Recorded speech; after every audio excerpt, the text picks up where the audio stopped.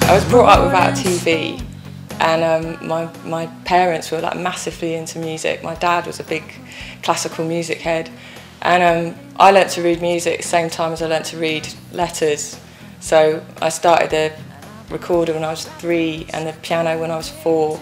And from that age on, you know, I was doing 10 minutes of scales on the piano every morning, and, you know, feeling a bit deprived that my friends didn't have to do that and they got to watch TV.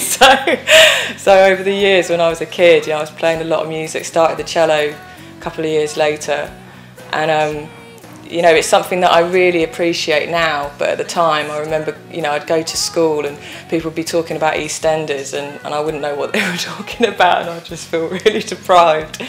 But that all kind of changed, because I was going to probably have ended up as a professional cellist, and then I kind of discovered Bob Marley and became pretty obsessed with his songs, and then ended up getting a guitar much later on and taught myself to play his songs, and then from that started writing. So it was a kind of bit of an unusual journey to being a singer-songwriter, because I started recording years and years after I ever started writing. I had all these, like, you know, over 100 songs that I'd written that I really wanted to put down on record, and albums come out really slowly. You know, you can't just sort of do one and then do another one 6 months later. You have to sort of wait, you know, be very patient and, you know, wait for them to come out. So by the time we got to doing Believer, this was my 3rd album. That was, I think it was about 4 or 5 years after my first album, and there were just songs on there that I'd really wanted to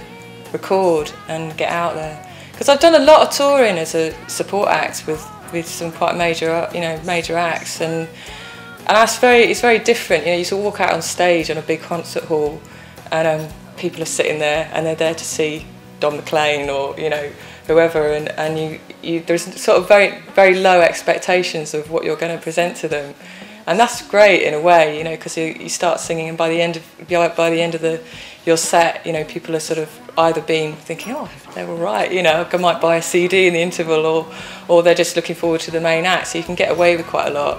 Whereas, you know, touring on your own, you really see, you know, people, real music fans who come through the snow and the rain to come and see you play, and, you know, have got all your albums, and, you know, that's just a real buzz in itself as well. I've just published a book which is basically about my experiences of having bipolar disorder, because that's not something I'd ever talked about before, and I've done a lot of press and radio interviews, and I just, you know, actually when I told my manager about it, the first thing he said, I think, well, just keep quiet about that for the time being. And then, I don't know, I just thought, I don't want to add to the stigma of mental illness by not talking about my own. You know, I mean, they say something like on average 1 in 4 people will have some kind of, you know, depressive episode or some kind of, you know, mental health problem in any 1 year, and that's like a huge number of people. And I thought, you know, I'd rather maybe put across a kind of more positive side to bipolar disorder, because to me it's like it's a blessing as well as a curse. You know, I wouldn't write songs the way that I do if I didn't have it. And, you know, really almost to the extent if somebody said, you know, I could flick a switch and you wouldn't have that anymore, I would really hesitate. Let's start with the new album. Okay. Can you tell me a little bit about what you were trying to achieve with that? What your inspiration was behind the album? No.